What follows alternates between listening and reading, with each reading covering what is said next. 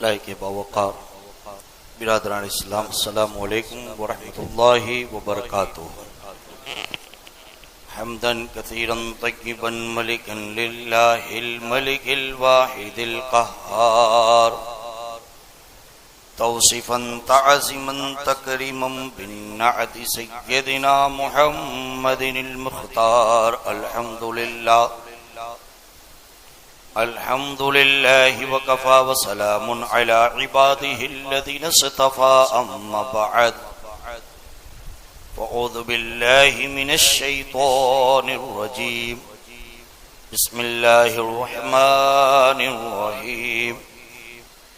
इन्नल्लाहा यअमुरु bill अदलि वल इहसानि व इताइ दिल क़ुर्बा व यन्हा अनिल फ़हशाइ वल मुनकर।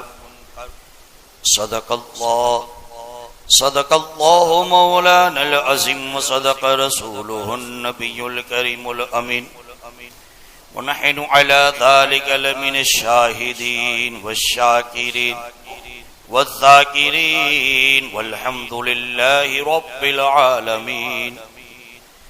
बक्कारे ख्वेश हैरानम अगिस्नी या रसूलल्लाह, परेशानम परेशानम अगिस्नी या रसूलल्लाह। गौसे आज़म बमने बेसरो सामा मददे, गौसे आज़म बमने बेसरो सामा मददे, किबल एदी मददे काबा इमा मददे, बेगिरदाबे बला उफ्तादा कश्ती, ज़ईफ़ानो शिकस्तारा तो कुश्ती, बहक के ख्वाजाए उस्मान हारून, मदद गुन मदद गुन मदद गुन या मुईनुद्दीन चिश्ती।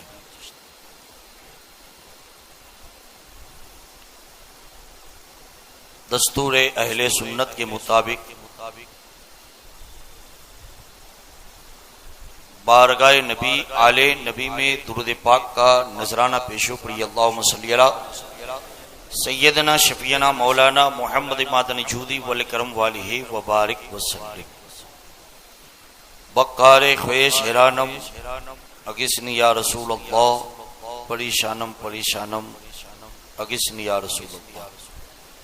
गौसे आज़म बमने पे सरो सामा मददे, क़िबला एदी मददे काबा इमा मददे, बिगिरदाबे बला उफ्तादा कश्ती, ज़ईफ़ानो शिकस्तारा तो कुश्ती, बहक्के ख्वाजाए उस्मान हारून, मदद गुन मदद गुन मदद गुन या मुईनुद्दीन चिश्ती। मेरे आका नबी करीम सल्लल्लाहु ताला अलैहि वसल्लम के प्यारे दीवानों, गुज़िश्ता जुम्आ कुरान अज़ीम की ये मशहूर आयत पाक जो खुतबे के आखिर में जुमा के दिन एक खतीब मिंबर रसूल पे तिलावत करता है। इन्नल्लाहा यअमुरु बिल अदल, बेशक अल्लाह तबारक व ताला अदल का हुक्म देता है, इंसाफ बड़ी का हुक्म देता है। और इंसाफ के हवाले से गुज़िश्ता जुमा काफी बातें मैंने आपके गोश गुजार कर दी। उसके बाद अल्लाह तबारक व ताला का इसी आयत पाक में ये भी हुक्म है वल एहसान, और एक दूसरों के साथ हुस्न सुलूक करो, अच्छा सुलूक करो। तो एहसान की डिफिनिटी क्या है, एहसान की तारीफ क्या है, आज इसी पे कुछ बातें मुझे आपके गोश गुजार करनी है। पहले एक बात ये ज़हन नशीन कर लें कि सारी कायनात को वजूद देने वाली जात अल्लाह तबारक व तआला की, वो कादिर मुतलक कुन फयकुन, ये उसकी शान है। 7 दिन में बगैर किसी सुतून, बगैर किसी पिलोड़ के उसने इतने बड़े आसमान को कायम कर दिया। पानी पर उसने जमीन को कायम कर दिया। जमीन के लिए सुकून बरकरार रहे इसलिए उसने पहाड़ों को कील की तरह गाड़ दिया।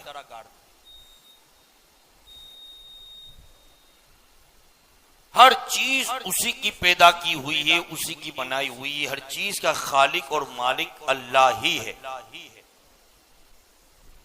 लेकिन अपनी सारी मखलूक में उसको सबसे ज्यादा किससे प्यार है? तो कुरान कहता है लक़द खलक़नल इंसान फी अहसनी तक़वीम, कि बेशक अल्लाह ने इंसान को अच्छी तक़वीम में पैदा किया। बल्कि एक हदीस है कि रसूल पाक सल्लल्लाहु अलैहि वसल्लम फरमाते हैं कि अल्लाह ने अपनी शक्ल सूरत पर इंसान को वजूद अता फरमाया। यानी अल्लाह को जो शक्ल सूरत सबसे ज्यादा पसंद, अल्लाह ने उसी शक्ल सूरत में इंसान को पैदा किया। और फिर कुरान ये भी कहता या अय्युहल इंसानु मा गर्रका बिरब्बिकल करीम, ए इंसान तुझे कौन सी चीज ने तुझे अपने मेहरबान रब से दूर कर दिया है? क्यों दूर होता जा रहा है? हालांकि तेरा रब तुझसे बहुत प्यार करता है, तेरे रब को तुझसे बड़ी मोहब्बत है। और खास तौर पे इसीलिए जनाब रसूल पाक नबी करीम सल्लल्लाहु ताला अलैहि वसल्लम अपने साहबा को हुक्म देते थे, और साहबा को ये हुक्म देते थे कि हर आने वाले को तुम प्यार मोहब्बत उसने अखलाक से अपने करीब करो। और खुद जनाब रसूल पाक नबी करीम सल्लल्लाहु अलैहि वसल्लम कभी भी किसी के साथ ऐसा सख्त रवैया इख्तियार न करते कि वो महफिल से दूर हो जाए, बल्कि आने वाला अगर नॉन मुस्लिम भी होता तो रसूलुल्लाह सल्लल्लाहु अलैहि वसल्लम उसके लिए अपनी चादर को बिछा देते और उसे इतना खुश आमदेद करते। और सुनो, हम और आप भटक न जाएं, इसलिए कुरान ने हमारे लिए मुताद्दिद मकामात पे रहनुमाई की हमारी। बल्कि इब्तिदाए इस्लाम में कुछ सहाबा मुसलमान होने के बाद सहाबियत के मकाम पर पहुंच गए। वो मूर्तियों की बुराई करते थे कि ये एक पत्थर है, बेजान मखलूक है, ये खुद कभी कुछ फायदा नहीं ले सकते, तुम्हें क्या फायदा पहुंचाएंगे। इस तरीके की बातें होती थी। तो नतीजा उसका ये निकला कि उस वक्त अल्लाह के रसूल नबी करीम सल्लल्लाहु ताला अलैहि वसल्लम ने जब ये मामला मशहूर हुआ तो सामने वाले काफिरों ने भी अल्लाह को गालियां देना शुरू कर दिया। जब सहाबा मूर्तियों की बुराई करते तो वो अल्लाह को गालियां देने लगे। अब अल्लाह तबारक व तआला को, ये इब्तिदा इस्लाम की बात है, सूरह अनाम में अल्लाह तबारक व तआला ने ये हुक्म दिया। अब आयत तो सुने कुरान की, अल्लाह फरमाता है वला तसुब्बुल्लज़ीना यदऊना मिन दुनिल्लाह फयसुब्बुल्लाह अदवन बिगैरि इल्म कज़ालिका ज़य्यना लिकुल्लि उम्मतिन अमलहुम सुम्मा इला रब्बिहिम मरजिउहुम फयुनब्बिउहुम बिमा कानू यअमलून। अल्लाह ने सूरह अनाम में फरमाया, क्या फरमाया अल्लाह ने, और उन्हें बुरा भला ना कहो जिन्हें वो अल्लाह के सिवा पूजते हैं, उन्हें बुरा भला तुम मत कहो, ऐसा है वैसा है। इब्तिदा इस्लाम की बात। और अल्लामा मुफ्ती अहमद यार खान साहब ने इसका एक नतीजा भी निकाला है, वो नतीजा मैं आपको बताता हूं। तो कहने लगे कि तुम उनको बुरा भला मत कहो जिसकी वो पूजा करते हैं, जिसको अल्लाह के अलावा पुकारते हैं, अल्लाह के अलावा मानते हैं, उसको बुरा भला मत कहो। क्यों?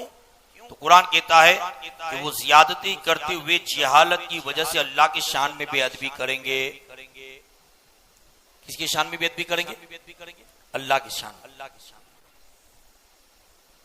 और कैसी बेअदबी करेंगे कि वो अल्लाह को गालियां तक देंगे। तो अल्लाह ने फरमाया और यूं ही हमने हर उम्मत की निगाह में उसका अमल महबूब कर दिया है।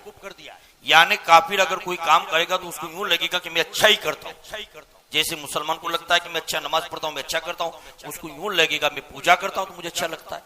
तो अल्लाह कुरान में फरमाता है कि यूं ही हमने हर उम्मत की निगाह में उसके अमल को आरास्ता महबूब कर दिया है, फिर सबको पलट कर जाना है अपने रब की तरफ। तो अल्लाह फरमाता है तब मैं बताऊंगा कि तुम क्या करते थे, तब मैं उनको बताऊंगा कि उन्होंने क्या किया। अब देखें ये आयत पाक क्यों नाजिल हुई?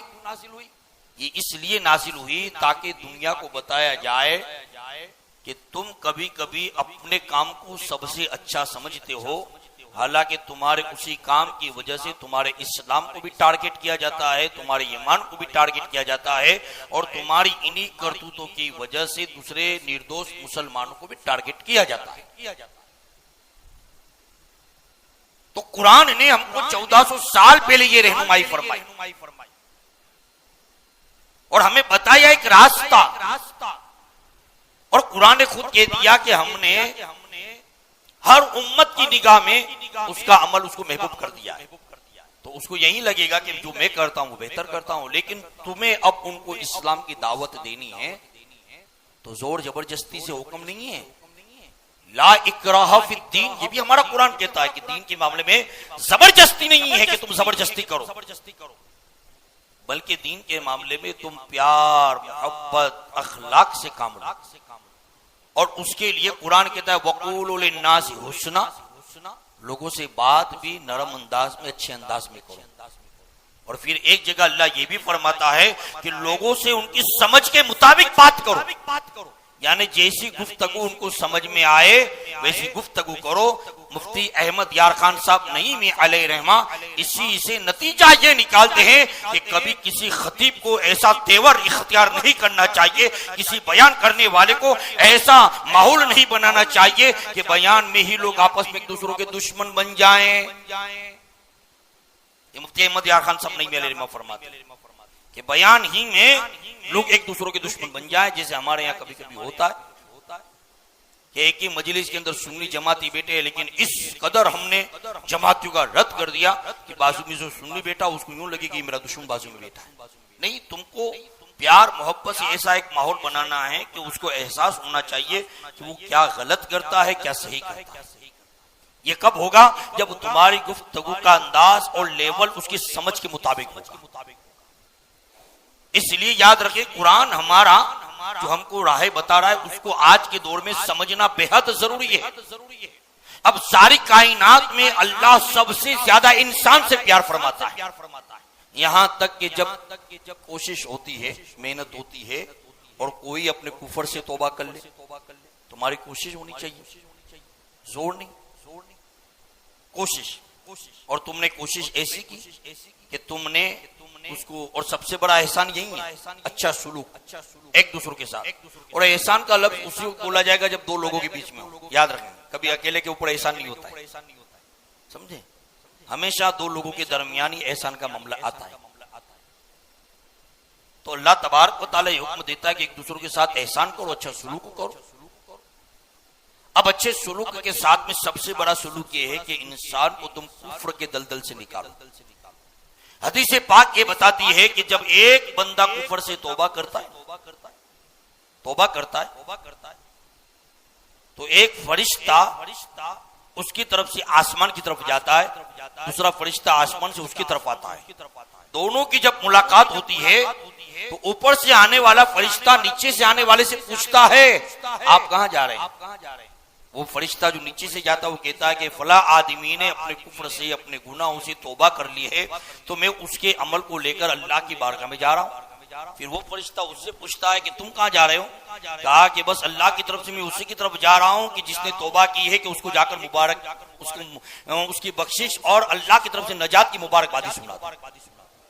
तो देखे जब बंदा यहाँ तौबा करता है तो यहाँ से अभी अमल वहां ना पहुंचे कि मौला तबारक व तआला वहां से फरिश्ते को भेज देता है कि जाकर मेरे बंदे से कहो कि मैंने उसकी तौबा कबूल कर ली है। और यही वजह है कि जब हजरत आदम पैगंबर अलैहिस्सलाम ने जब अल्लाह की बारगाह में कहा था कि मेरे मौला मैं तो जन्नत में था, तेरा नबी था, मैं जन्नत में था, तेरा नबी था, और उसी जन्नत में भी शैतान आ गया। और आने के बाद जब वो मुझे धोखा दे सकता है तो मेरी औलाद के साथ क्या करेगा?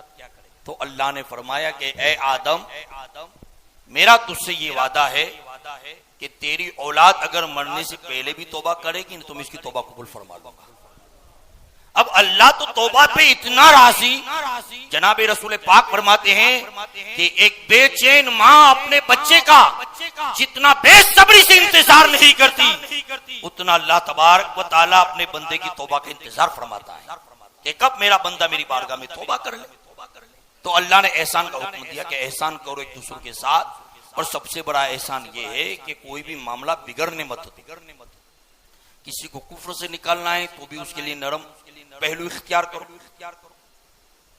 और ये हमारे यहाँ जो माहौल है ना, बात बात में झाड़ फटकार का माहौल, उठ निकल यहाँ से, हम निकाल देते बात बात में किसी को,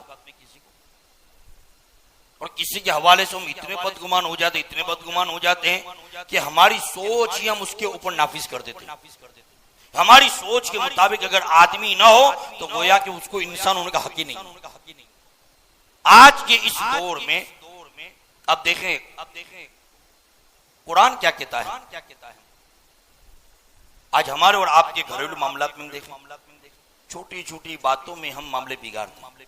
छोटी बातों में शादी ब्याह के मामले ले ले, मौत मैयत के मामलात ले ले, छोटी बात है, कोई बात उलझने वाली नहीं, लेकिन फिर भी हम छोटी बातों को इतना बड़ा रंग देते हैं कि उस रंग देने की वजह से जैसे किसी का घर टूटता है, वैसे ही दीन के मामले में उलझने की वजह से ईमान भी टूट जाता है। और कुरान ये कहता है कि उसको पता तक भी नहीं चलता कि उसका ईमान निकल गया। इसलिए हर चीज पर मेरे भाइयों उछलत उतावल जल्दबाजी से मत सोचो कि हम जल्दबाजी में कोई भी फैसला कर लेंगे, वही फैसला हमारे सबके लिए बेहतर है। अब देखिए जो बात में जो किसी को धुतकारने वाला मसला है, आज हमने और आपने धुतकारना शुरू कर दिया, हम अपनों को धुतकार रहे हैं। कल तक ये गैरों का माहौल था, आज आप देखें सोशल मीडिया पर जाकर क्लिपें वायरल हो रही है। तो एक गैर मुस्लिम अपने लोगों से कह रहा है कि आज हमारे घरों की गंदगी उठाने वाला, चमड़े उठाने वाला ये मोहन जिसको हम भगाते हैं, तो कल तुम जब इसको भगाओगे तो ये किसी मुसलमान से मिलेगा और मोहन ये मोहम्मद बन के तुम्हारे घर पे तलवार लेकर आएगा। कितनी नफरतों का माहौल बनाया जा रहा है, ये गैर बना रहे हैं। तो अब वो ये ज़हन दे रहे हैं कि भंगी को भंगी मत कहो, हरिजन को हरिजन मत कहो, इन सबको अपना समझो। और एक हम हैं कि आज कोई मुसलमान किसी को मुसलमान मानने के लिए तैयार ही नहीं। हम छोटी छोटी बातों में बायकट है, काफिर है, मरदूद है, मुर्तद है, हर किस्म का हुक्म लगा देते हैं। यहां तक कि उसका इंतकाल हो जाए तो जनाज़े में भी नहीं जाना, इतना सख्त हुक्म लगाएंगे, तब भी जाकर हमको सुकून नहीं मिलता, तो फिर कब्र पे उसके लिए दुआएं मगफिरत भी नहीं करेंगे हम। ये कितने सख्त हुक्म लगा देते हैं। इतने सख्त हुक्म लगाए हमने, उसके मुकाबले में एक मेहनत ये कर लेते कि उससे खुद मुलाकात कर लेते, तो पता चल जाता कि हकीकत एक क्या। क्योंकि हर सुनी सुनी बात के तीन पहलू होते हैं। हर सुनी सुनाई बात के कितने पहलू होते हैं? तीन पहलू। एक जिसने आपको सुनाया, तो एक जिसने सुनाया इसका पहलू, एक जिसने सुना उसका पहलू, और एक सच का पहलू। एक जिसने आपको कोई भी खबर दी उसका पहलू, कि उसने आपको खबर दी तो किस लिए दी, उसका भी पहलू जानो आप। फिर आप अपना पहलू बताओ। और इन दोनों पहलू से ज्यादा भारी पहलू कौन सा है? सच। जब हमारे सामने आएगा तो कभी कभी हमको अफसोस करना पड़ेगा। आपने सुन लिया मिसाल के तौर पर कि मौलाना शरफत ने गलत काम किया, आपको किसी ने बता दिया, बराबर आपने सुन लिया। अब आप मुझे जानते हैं कि भाई मौलाना ने गलत किया या नहीं किया, तो पहले आपने सुना किसी से, तो आपने सुनने के बाद ये कहा कि चलो भाई तूने बता दे, बताने वाले ने किस नीयत से बताया ये भी आप नहीं जानते। लेकिन आप उससे पूछेंगे तो वो कहेगा कि मुझे यूं सच्चा लगा तभी तो उसने आपको भेजा, तभी आपको उसने बताया। एक पहलू उसका हो गया। दूसरा पहलू कि आप मुझे जानते हैं, तो आप सोचेंगे कि भाई मौलाना ने ऐसा किया कि नहीं किया, पहले मैं मौलाना से पूछूं, एक दूसरा पहलू। और तीसरा पहलू कौन सा निकलेगा कि आप मुझसे पूछेंगे, जो मैं बताऊंगा उससे बड़ा पहलू कोई हो नहीं सकता। कि आप मुझसे खुद ही पूछ लीजिए तो मैं आपको बताऊंगा कि ये क्या मामला है, तो वो पहलू हो गया तीसरा पहलू। मेरी बात समझ रहे हैं आप? तो हमारा इस्लाम हमको जो चीजें बताता है उसको समझने की कोशिश करें। ये धुतकारने वाले जो मसले हमारे दरमियान है ना, तारीख बताती है कि बगदाद की सरजमीन पर एक बहुत बड़े मुहद्दिस थे, बहुत बड़े मुहद्दिस। दूर दूर तक उनके दर्स का चर्चा होता था। जब वो दर्स देते थे तो उनके दर्स का चर्चा होता था कि इस अंदाज में वो पढ़ाते हैं कि उनके पास बैठने वाला जाए तो उनकी महफिल का होकर ले जाए। ये बगदाद के उस मुहद्दिस की बात है कि बड़े बड़े लोग उसके पास जेवरे इल्म लेने के लिए उनकी महफिल में जानवे अदब तय करते थे। उसी दरमियान तारीख बताती है कि हज का मौसम आया और मुहद्दिस साहब ने ये इरादा जाहिर कर दिया कि मैं हज के लिए जाना चाहता हूँ। और जैसे ही लोगों ने सुना कि हमारे मुहद्दिस साहब ये हज के लिए जाना चाहते हैं तो मुहद्दिस बगदाद का सुनने के बाद काफी लोगों के दरमियान एक अजीब सी खुशी की लहर दौड़ गई।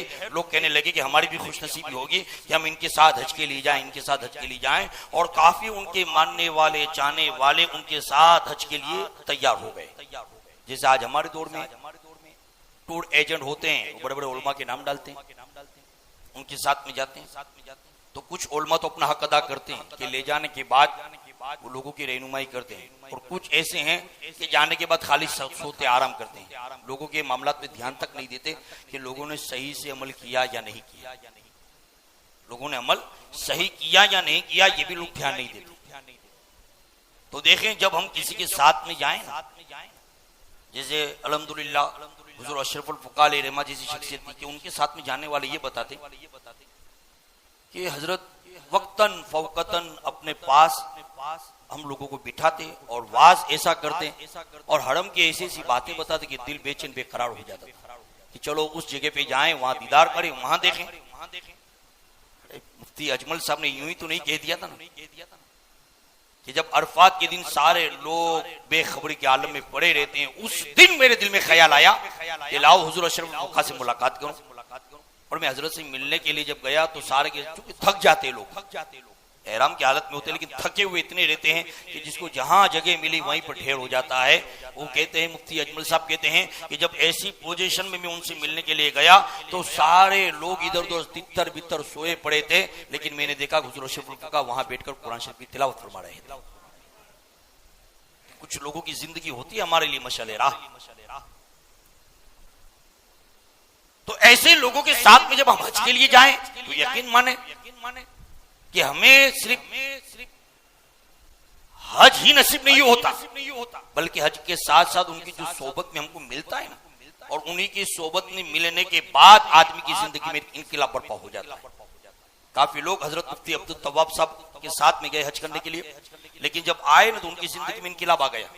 और हज मकबूल की निशानी भी ये है कि आदमी यहाँ पर अगर कैसा ही क्यों ना हो, लेकिन जब हज पे जाए वापस आए तो उसकी जिंदगी के अंदर चेंजिंग हो जाए तो समझ लो कि अल्लाह ने हज कबूल कर लिया है। ये हज के कबूल होने की निशानी में पड़ी। तो जब मुहद्दिस बगदाद के बारे में लोगों को पता चला कि हज के लिए जा रहे हैं तो काफी लोगों के अंदर एक खुशी की लहर दौड़ पड़ी कि चलो हम भी जाएंगे हजरत के साथ हज के लिए, हम भी जाएंगे हज के लिए। और लोग गए उनके साथ हज के लिए। काफी शागिर्द थे उनके, और शागिर्दों में भी बड़ी खुशी थी कि हमारे उस्ताद हमारे साथ में। अब देखें, जब गए हज के लिए तो उस जमाने में चूंकि जानवर पे सवारी करते थे, कई दिन और महीने गुजर जाते थे मकाम पर पहुंचने के लिए। तो कहते हैं कि उसी सफर के दरमियान हमारा गुजर एक गिरजाघर के पास, एक गिरजाघर, और उस गिरजाघर के पास जब हम पहुंचे तो वहां पर चूंकि रहने के लिए थोड़ा इंतजाम था, रहने के लिए थोड़ा इंतजाम था, तो वहीं पर जाकर सारे काफले ने अपना पड़ाव डाल दिया। और देखे, इस्लाम ने मुसाफिरों के लिए हुक्म दिया है कि उनके लिए मुसाफिर खाने बनाए जाए। मुसाफिर खाना बनाने में बड़ा सवाब है। कम खर्चे पे लोगों को सहूलत दो, ये इस्लाम हुक्म देता है और इसमें सवाब भी है। लेकिन आज मुसाफिर खाने का तस्वुर खत्म होता जा रहा है। आज मुसाफिर खाने का तस्वुर खत्म होता जा रहा है, क्योंकि मुसाफिर खाने के मुकाबले में हम और आप देखते हैं तो लॉज, ये गेस्ट हाउस, ये सब इतने बढ़ गए कि मुसाफिर खाने में खाली मांगने वाले फकीरों के अलावा कोई आपको मिलेगा भी नहीं, इल्ला माशाअल्लाह। तो मुसाफिर खाना तो इस्लामी हुक्म देता था कि इस्लाम हुक्म देता है कि मुसाफिर खाने बनाए जाएं और मुसाफिर खाने में गरीबों के लिए खाने पीने का इंतजाम। अगर ऐसे वक्त में कोई उन मुसाफिरों को नियाज का खाना भी खिलाता तो सवाब का हक अदा होगा, याद रखें। इसीलिए दारुल उलूम में खिलाने में उलमा तरकीब देते हैं, क्योंकि दारुल उलूम में भी अक्सर और बेशतर लोग बाहर के बच्चे होते हैं, पढ़ने वाले होते हैं, तो उनके लिए कुछ इंतजाम करो। आज हमारे यहाँ लड़कियों के लिए इंतजाम होता है, तो उन बच्चियों के लिए आप कुछ इंतजाम कर दो। मैं तो बार बार कहता हूँ कि चेलुम जियारत में आप घरों पे खिलाकर अपने रिश्तेदारों को खिला, सब खाते पीते अल्हम्दुलिल्लाह। उससे बेहतर ये है कि एक वक्त का खाना आप उस इदारे में कि जहां दीन की तालीम होती है कह दो कि आज का पढ़ना। हमारे मुफ्ती आलम मुस्तफा साहब ये कहते थे कि एक दिन की न्याज आप दारुल में कर दो और कह दो कि आज की तालीम मरहूम के साले साहब, तो न जाने उस तालीम में कितने, किसी ने कुरान पढ़ा है, किसी ने बुखारी पढ़ी है, किसी ने तिरमिज़ी पढ़ी है, किसी ने नौ के कायदे पढ़े, किसी ने सर्फ के कायदे पढ़े हैं। मुख्तलिफ किस्म का इल्म जो तुम जिंदगी में कभी नहीं पढ़ सके वो तुम्हारे नाम पर साले सवाब किया जाएगा। लेकिन आज हम और आप ये ज़हन नहीं बनाते, हम तो एक ही ज़हन बनाते हैं कि नियाज अपने घर पे बनाएंगे, सबको खिलाएंगे, तभी लोगों को पता चलेगा मैंने नियाज की। कभी कभी गुप्त अंदाज में, इस अंदाज में भी नियाज कर लिया करो कि पता भी ना चले कि भाई आपकी तरफ से नियाज हुई, आपने खिला दी दारुल में। खाली जिम्मेदारों से मुलाकात कर लो और कह दो कि भाई कि आपके यहाँ इदारे में बच्चे पढ़ते, बच्चियां पढ़ती हैं, उनके लिए नियाज का इंतजाम हम कर देते हैं। तो मुसाफिरों को खिलाने का हुक्म है। जहां पर बच्चे और बच्चियां इल्म हासिल करते हो उसे भी मुसाफिर की मंजिल ही में रखा गया। तो बहरहाल वो गिरजाघर के पास रुकने का इंतजाम था, जाके रुक गए सब अपनी अपनी जगह पे। शागिर्दों ने थक चुके थे, कहने लगे सो जाते, थक गए थे सब सफर में। लेकिन जो उस्ताद था ना, वो उस्ताद ये कहने लगे कि ठीक है आप लोग आराम कर लो, मैं एक दरख्त के नीचे जाकर अपने विर्दो वज़ाइफ वो पूरे कर लूं। वो गया, मुसल्ला बिछाया, उसने नमाज की नियत बांधी, नमाज से फारिग हुआ और फिर सामने गिरजाघर के झोड़ों के पे बाला खाने पे उसकी नजर गई, एक खूबसूरत लड़की उसको नजर आई। सुनना ये बात आखिर तक मैं बताता हूँ आपको। जल हजरत अल्लामा इब्ने अली अल जुज़ी अलैहि रहमान ने लिखी है बात, बहरुद दुमू शरीफ के अंदर मैंने पढ़ी बात। तो जब उस आलिम दीन की नजर गिरजाघर के बाला खाने में झोड़ों के में निकली उस खूबसूरत लड़की पे जब नजर गई तो ये एक अजीब कैफियत तारी हो गई और मुसल्ले को छोड़कर कदम उसकी तरफ बढ़ गए और कदम बढ़ते गए यहाँ तक कि उस बाला खाने के नीचे जाकर दरवाजे को दस्तक दी। राहिब ने दरवाजा खोला, पादरी ने दरवाजा खोला, तो सीधे उस आलिम दीन का ऊपरी लड़के को ने कहा मेरी बेटी। बस बेसाख्ता ये कहती जिसके इल्म के दूर दूर तक चर्चे थे, कहा मैं इससे निकाह करना चाहता हूं। कहा बच्ची बालिग है और बालिग को अपने निकाह का हक है, इसलिए पहले मैं अपनी बच्ची से इजाजत मांग लो, अगर मेरी बच्ची तैयार है तो मुझे कोई ऑब्जेक्शन नहीं। लेकिन बच्ची को घर में ऐसी तालीम दी गई, ऐसी तरबियत दी गई थी कि उस बच्ची ने फौरन ये कहा कि 3 शर्तों के साथ मेरा निकाह हो सकता है। पहला तो आपको इस्लाम छोड़ना पड़ेगा, मैं आपके लिए इस्लाम नहीं, आपके लिए ईसाई मजहब नहीं छोड़ूंगा। दूसरा ये कि 6 महीने तक मेरा महर हमारे सुअरों को चराना रहेगा, कि हमारे सुअरों को आप चराते रहो, 6 महीने ये पूरा महर अदा हो जाए उसके बाद। और तीसरी शर्त ये कि आपको यहाँ सुकूनत इख्तियार करनी पड़ेगी, आपको फिर अपने वतन की तरफ रुखसत की इजाजत नहीं होगी। अब कहते हैं ना कि कभी कभी आजमाइश आती है ना, आजमाइश याद रखना मेरा जुमला।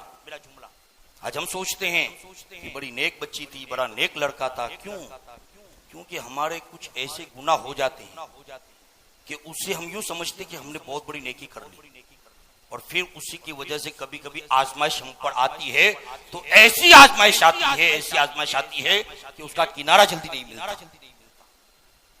सोचना, मेरी बातों को गौर करना। कभी कभी आजमाइश में आता है इंसान, और ये जरूरी नहीं है कि आजमाइश खाली नेक लोगों की हो, बूढ़े से बूढ़े की भी हो सकती है और नेक से नेक लोगों की भी आजमाइश हो सकती है। और आजमाइश और मुसीबत में फर्क होता है, याद रखना। आजमाइश में इंसान सब्र का दामन नहीं छोड़ता और मुसीबत में इंसान वावेला ज्यादा करता। एक खूबसूरत औरत की निकाह काले कलूटे आदमी से हो गई, काला कलूटा था बेचारा। और कभी कभी ऐसे ही नसीब जाग जाते कालों के, समझे, तो उन्हीं के नसीब में आ जाती बड़ी खूबसूरत औरतें।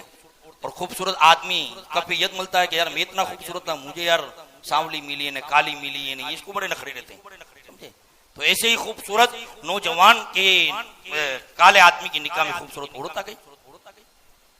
एक दिन वो अपनी बीवी से बड़ा खुश था, और अक्सर काले खुश रहते हैं अपनी औरतों से, तो बड़ा खुश था। उस वक्त बीवी ने कहा कि हम दोनों जन्नती हैं। क्या कहा? हम दोनों जन्नती हैं। वो काला कहने लगा कि हम दोनों जन्नती कैसे? कहा इसलिए कि आपको मेरी जैसी बीवी मिली तो आप शुक्र अदा करते हैं, और आप जैसा काला शोर मिला तो मैं सब्र करती हूँ, और शुक्र करने वाला भी जन्नत में जाएगा, सब्र करने वाला भी जन्नत में जाएगा। तो कभी कभी हालत और कंडीशन ये हो जाती। अब यहां पर वो शख्स जब पहुंच गया, आलिम दीन था, मुहद्दिस बगदाद उसको कहा जाता था। जब वो पहुंच गया और उसने उस खूबसूरत लड़की को देखा तो तीनों बातों को उसने कबूल कर लिया। कहा ठीक है, मैं इस्लाम भी छोड़ देता हूं। हजारों शागिर्द थे उसके, हजारों शागिर्द थे, और बगदाद में उसके दर्स का चर्चा होता था। लेकिन उसके बावजूद भी उसने ये कहा कि ठीक है, एक औरत के लिए मैं छोड़ देता हूं अपने मजहब को, और 6 महीने तक मैं तुम्हारे सुवर भी चराऊंगा, लेकिन शर्त मेरी भी एक है। कहा क्या? कहा जितने महीने में ये सुवर चराऊंगा ना, आपकी लड़की मेरे साथ में रहनी चाहिए। भले हम करीब नहीं होंगे, ये मेरी जिम्मेदारी है, लेकिन वो लड़की मेरे साथ में रहनी चाहिए। समझे? तो उसने कहा कि ठीक है, और तीसरी शर्त ये कि यहाँ रहने की, तो मैं ये भी कबूल करता हूँ। ये सारा सौदा हो गया उधर थे, और उसी वक्त असा उसके पास रहता था, एक असा जिसपे वो मिंबर पे चढ़ता था। तो उसी असे को अपने साथ में रखता था, खुतबा भी देता था, उसी असे को दरसगाह में रखता था, उसी असे से वो चलता था। तो उसका एक वकार रहता था कि भाई आलिम दीन है, बहुत बड़े आलिम दीन। तो असा जैसे हमारे बुजुर्गों के पास होता है, आप देखते होंगे, हुजूर अशरफुल फुकाहा रहमा का भी असा था, हुजूर ताजुश शरिया था, मुफ्ती आज़म हिंद का था। हमारे काफी असलाफ है, उनके पास असे होते हैं, वो अपनी लकड़ी जो लेकर, ये असा ही उनकी लकड़ी, समझे? तो ये बड़ी कीमती भी लकड़ी होती है। तो उसके पास जो असा था, उसी असे से वो सुअरों को रेंगता था और चला गया। इधर जब शागिर्द सब सोए हुए थे, थक गए, तो उठने के बाद देखने लगे, तो कहने लगे हमारे उस्ताद तो नजर नहीं आते। इधर उधर तलाश कर रहे थे, लेकिन बिस्यार कोशिश के बावजूद भी जब उन्हें अपने उस्ताद नजर न आए तो गिरजाघर में गए, और जाने के बाद राहिब से मुलाकात की और कहा कि हमारे उस्ताद थे। कहा कौन? खतीब बगदाद, मोदी से बगदाद। कहा कि उसने तो तुम्हारा धर्म छोड़ दिया। तो सब कहने ला हौला वला कुव्वता इल्ला बिल्लाह, अस्तगफिरुल्लाह, क्या बात करते हो? कहा वो मेरी बेटी से निकाह के लिए तैयार है, 6 महीने के मेहर पे हमारे सुवर चराएगा, और तुमको यकीन नहीं आता तो जाओ देखो, तो मैदान के अंदर वो हमारे सुवर चरा रहा है। जब ये सारे के सारे शागिर्दों के पैर तले जमीन खिसक गई, या अल्लाह, जिसके साथ हम हज के लिए निकले अभी तो पहुंचे भी नहीं हैं, वहां जाने के बाद कितने सपने सजाए थे कि इनकी सोबत में बैठेंगे। जिसे बगदाद में लोगों को इल्म बांटा जाता है, उनकी महफिल में आने वाला आदमी सुधर जाता है, उनकी महफिल में बैठने वाला बेरारवी से तौबा कर लेता है, सही राह का मुसाफिर बन जाता है। न जाने कितने तस्वुर सजाए थे, हरम में महफिल कायम करेंगे, मदीना मुनव्वरा में महफिल कायम करेंगे, लेकिन हालत तो ये हो गई कि हमारा उस्ताद तो अभी ही से बेरारवी का मुसाफिर बन गया। दिल को यकीन नहीं आ रहा था, आंख को यकीन नहीं आ रहा था, कान को यकीन नहीं आ रहा था कि हो सकता है, ऐसा नहीं हो सकता। फिर सब चले उस उस्ताद के पास गए, जाकर देखा तो वाकईतन सुबह को चरा रहा था। कहने लगे ए हमारे उस्ताद मोहतरम, क्या आप हमको नहीं पहचानते? मैं पहचानता हूं, लेकिन आप जाओ, मुझे तुम्हारे इस्लाम से कोई मतलब नहीं। साफ लफ्जों में उसने इनकार कर दिया। शागिर्द रोने लगे, पैर में गिर गए, कहने लगे कि उस्ताद मोहतरम आप चलिए, खामखा ये बात अगर आम कमजोर मुसलमानों को पता चली तो उनके ईमान में भी तसलजुल पैदा हो जाएगा, उनके ईमान में भी तसलजुल पैदा हो जाएगा।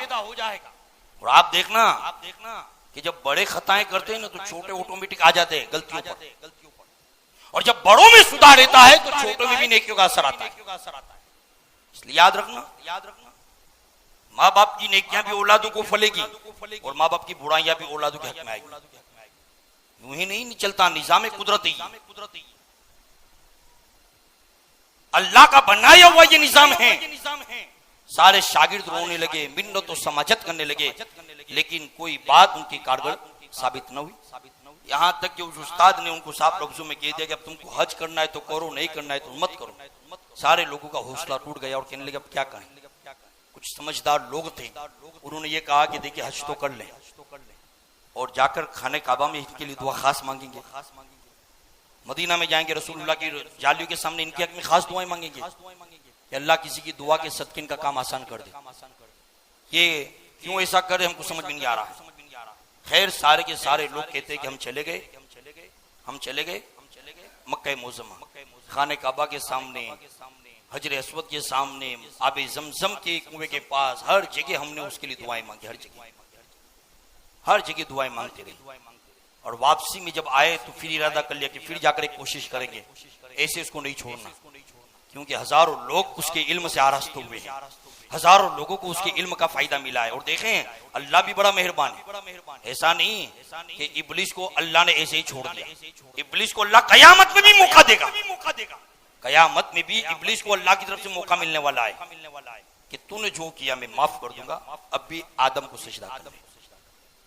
लेकिन वो उस वक्त भी नहीं करेगा। यानी सुन लो, अड़ियल आदमी जो होता है ना, अड़ियल जिद्दी, ये बर्बाद कर देगा सब, लेकिन अपनी जिद से वो बाज नहीं आएगा। देखा नहीं कल कैबिनेट में क्या हो गया, पूरा समझ लीजिए कि नो रिपीट की लाइन लगा दी। जिद्दी आदमी इसी को कहते हैं, वो किसी की नहीं सुनता। मेरा इशारा समझ रहे ना? हाँ, पूरे का पूरा कैबिनेट चेंज कर दिया। ये फिक्र नहीं है कि कौन किस जाति का है। और एक बात पे तो मुझे यहाँ इस बात को सोचना पड़ता है कि ये यकीन के साथ अगर उसके मुकाबले में ये होता ना, तो ये इधर उधर इसके तो 15 दिन इसमें निकल जाते कि किसको मौका दे, किसको न दे, किसको दे। जैसे हमारे यहाँ हुआ, कौन सा काउंसलर काम करेगा इसको नहीं देखा है, बस नात जात के हिसाब से हमारे एक साहब अपना सौदा करते हैं और हमारे लोग उसकी टिकट लेकर बस बैठे हैं। चल रहा है और चल रहा है हमारा मामला। कोई किसी को कुछ कहने के लिए तैयार नहीं होगा। आप याद रखना, जब आप ही में बोलने की ताकत नहीं है तो कौन आपके लिए आवाज उठाएगा? और जो आवाज भी उठाता है तो उसका आप साथ क्या देते, ये भी तो बताओ।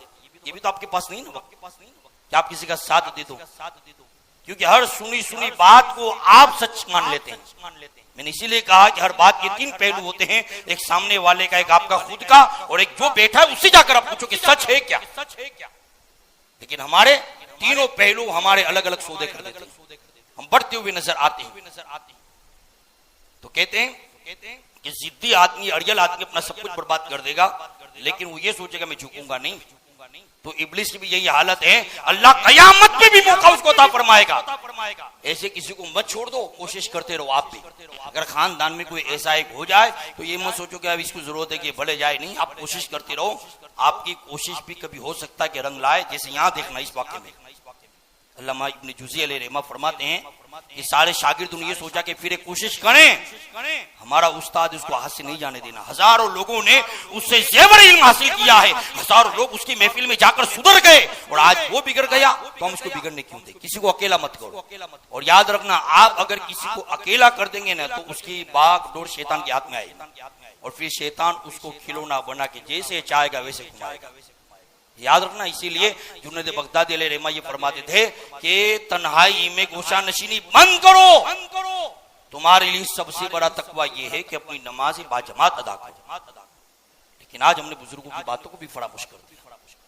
तो कहते हैं कि सारे शागिर्द आए और आने के बाद फिर उससे मिले, लेकिन वो किसी की नहीं सुनता था। कहने लगा हज कर लिया तुम लोगों ने? कहा जाओ अब तुम अपने वतन, मुझे छोड़ दो।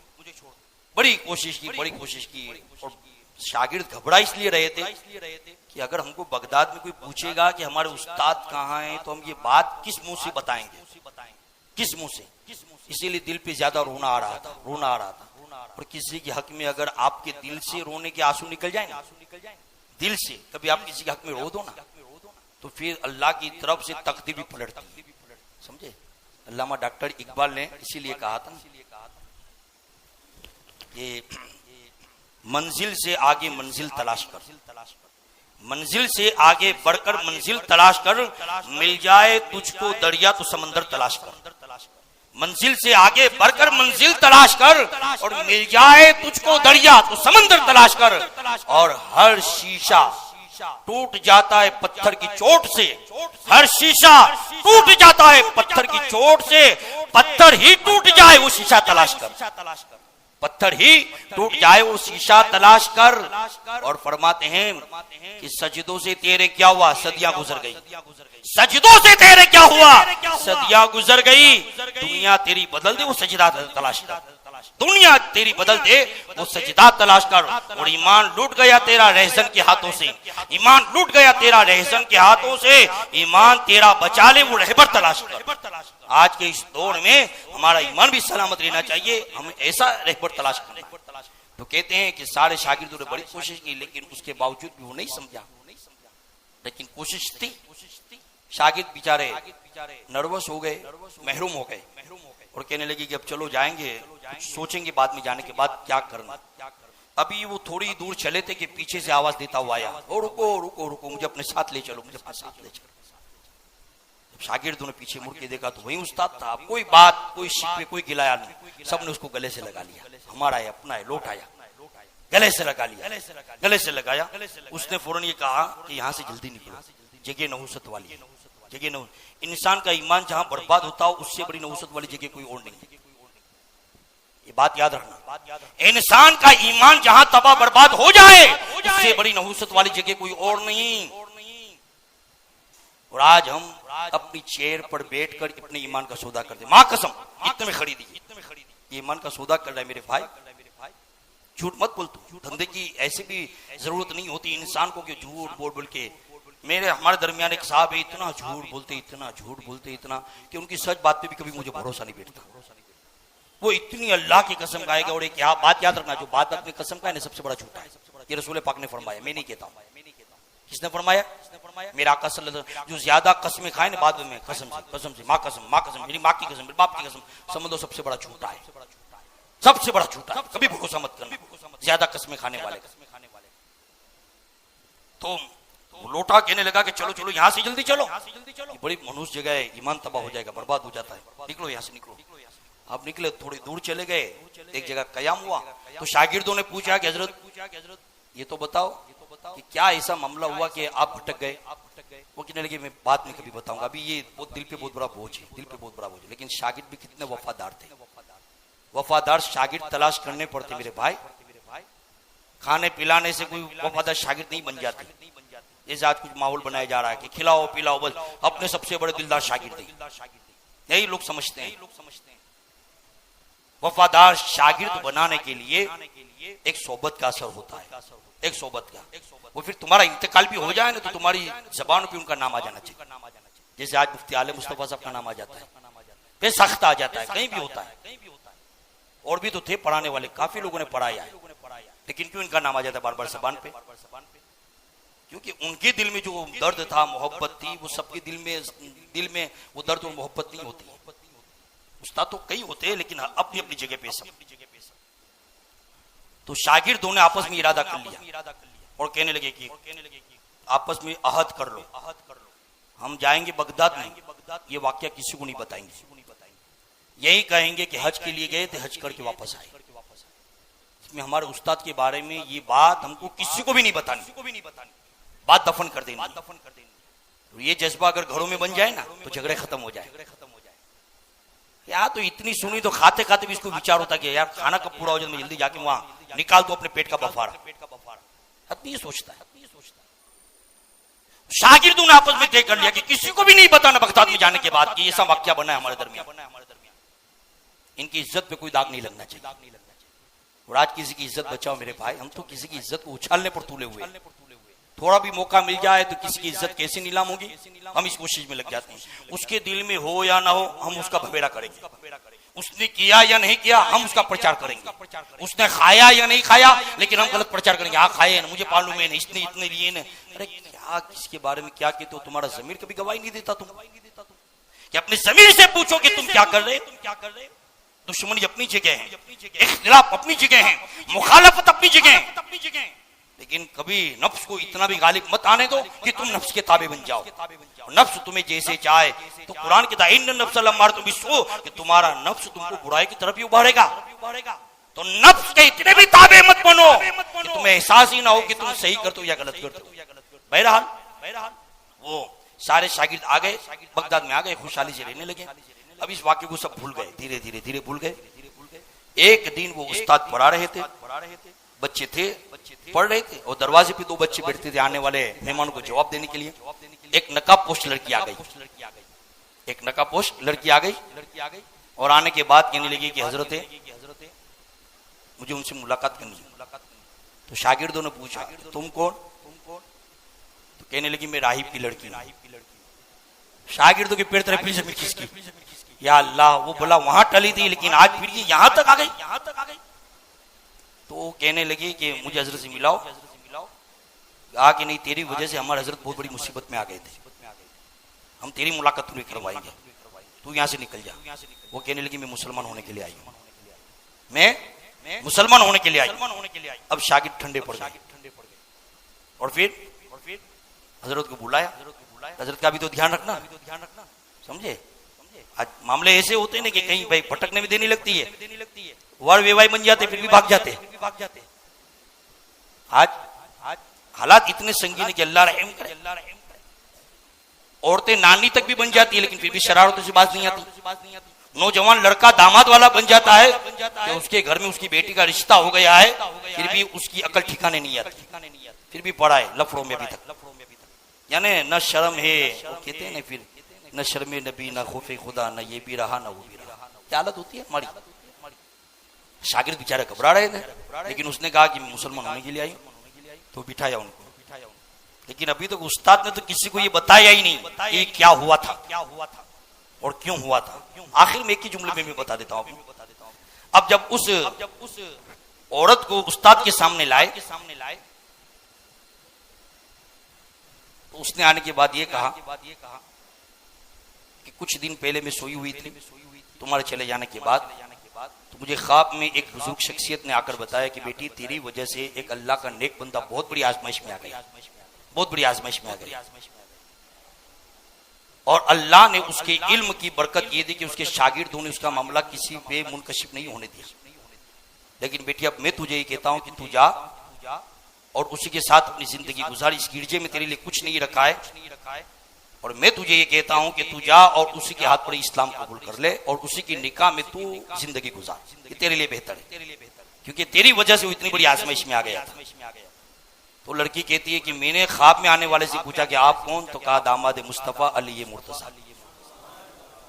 ख्वाब में आने वाली शख्सियत ताल्लुक इल्म से था तो बाबुल इल्म ही आए, बाबुल इल्म ही तशरीफ लाए। कहा मैं दामाद मुस्तफा अली मुर्तजा।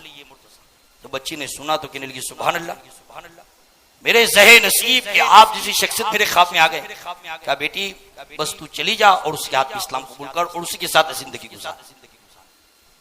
अब वो लड़की कहती है बस मैं उनका ख्वाब सुन के आ गई आपकी बार। सारे शागिर्दों ने कहा कि हजरत अब इसी से निकाह कर ली जाए। निकाह की महफिल भी मुनक्किद हो गई, निकाह भी हो गई। लेकिन शागिर्द बड़े बेचैन बेकरार थे और कहने लगे कि हजरत तो आपने बताया नहीं कि ये हुआ क्यों, ये हुआ क्यों। अब निकाह वगैरह हो गई, लड़की की इज्जत भी संभल गई, सब कुछ संभल गया। उसके बाद उस्ताद ने जाकर एक बात बताई, पूरे बयान का निचोड़ यही। वो ये कहने लगे कि एक दिन मैं बाजार में जा रहा था, अपनी इल्मी शान थी मेरी,